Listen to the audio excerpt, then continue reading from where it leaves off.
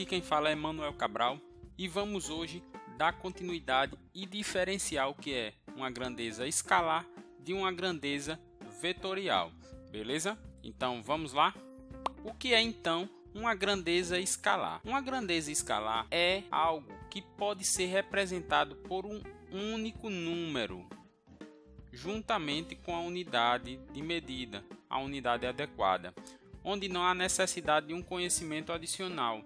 Elas são mais comuns no cotidiano e mais fáceis de ser calculados, pois não vão precisar de decompor nenhum valor, nem nada do tipo. Só com ele nós vamos conseguir estar realizando os cálculos, beleza?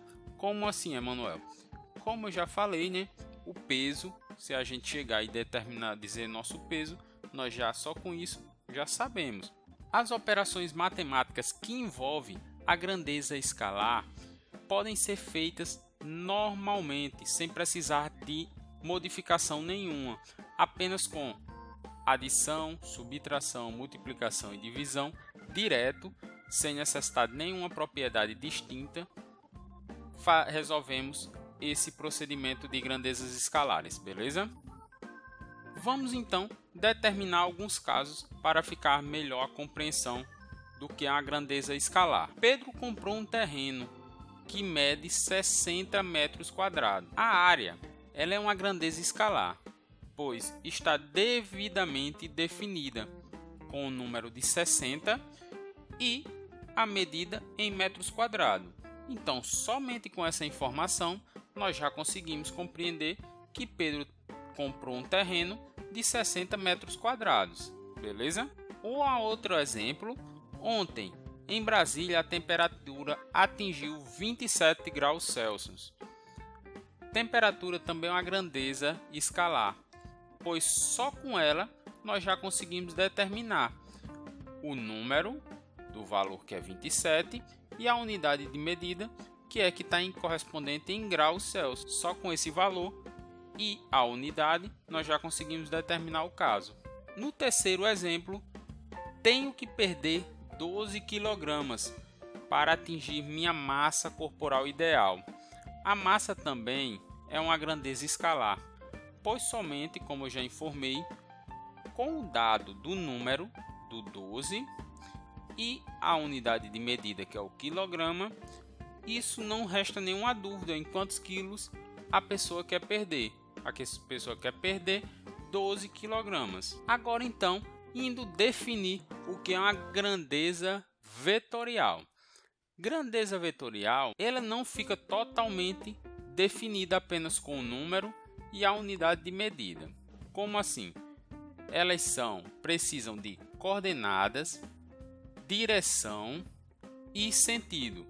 Eles recebem uma classificação própria, denominada então de grandezas vetoriais, precisando então de coordenadas, direção e sentido. Um vetor, onde com isso vamos caracterizar e determinar a magnitude, o módulo e o sentido e uma direção. E é preciso mais do que um simples número, com uma unidade, como já falamos anteriormente, para poder determinar.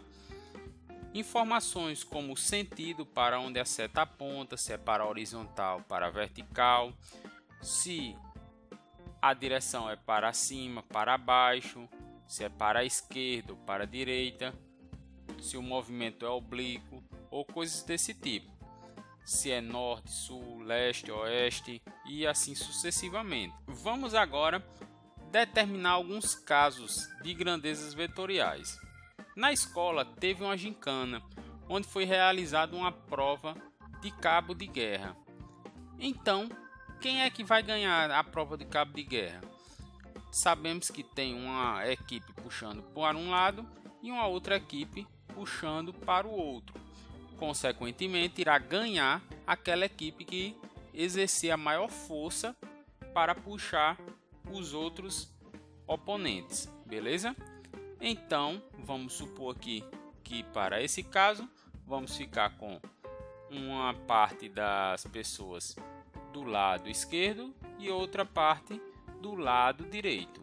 Então, para nós, isso representa uma grandeza vetorial, porque Neste caso, a força de todos os participantes somados não importa, pois estão fazendo força contrária para um dos dois obter a vitória. Então, nós não temos como determinar especificamente somente com a força. Vamos supor então que os 3 do lado esquerdo estejam fazendo uma força de 100 newtons e os 3 do lado direito estão fazendo uma força de 101 newton. Então, ele vai se mover para onde? Para a direita, já que o pessoal do lado direito está fazendo uma força maior de 1 newton. Beleza?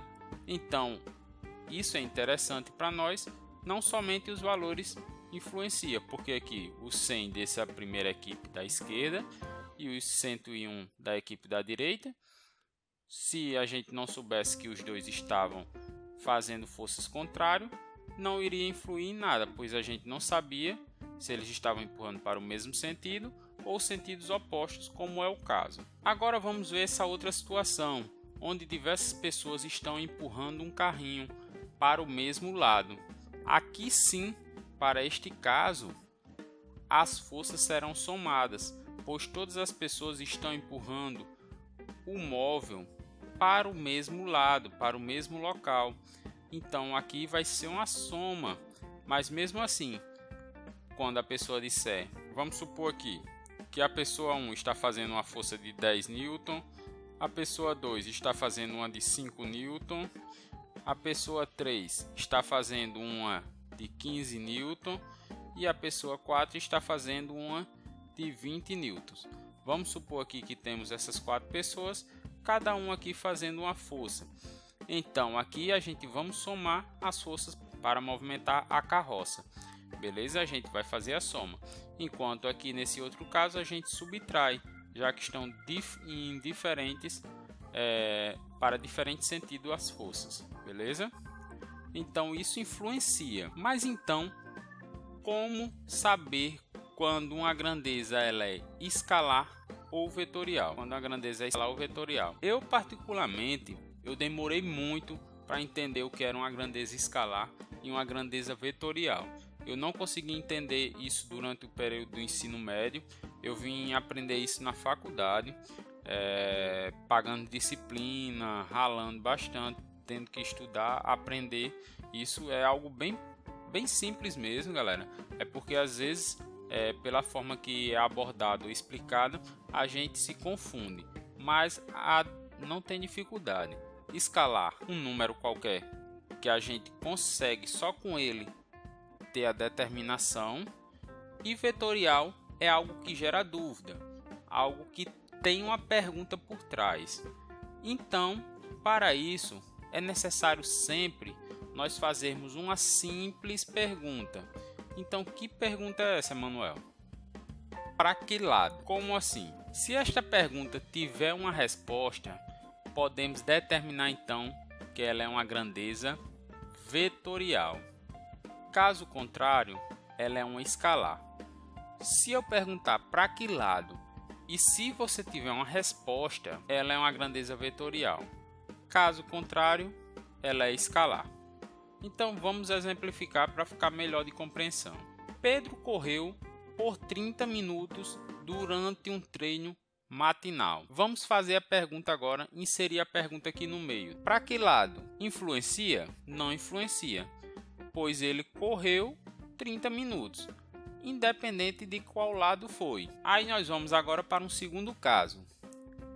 Mariana foi de sua casa para o trabalho, onde o mesmo percorreu uma distância de 1000 metros para chegar até o seu trabalho. Se nós fizermos agora a mesma pergunta que fizemos anteriormente, para que lado? Aí a pessoa já para e já para pensar, não é isso? Ela foi para o lado sul, norte, leste, oeste, para a direita, para a esquerda, já dá essa pausa.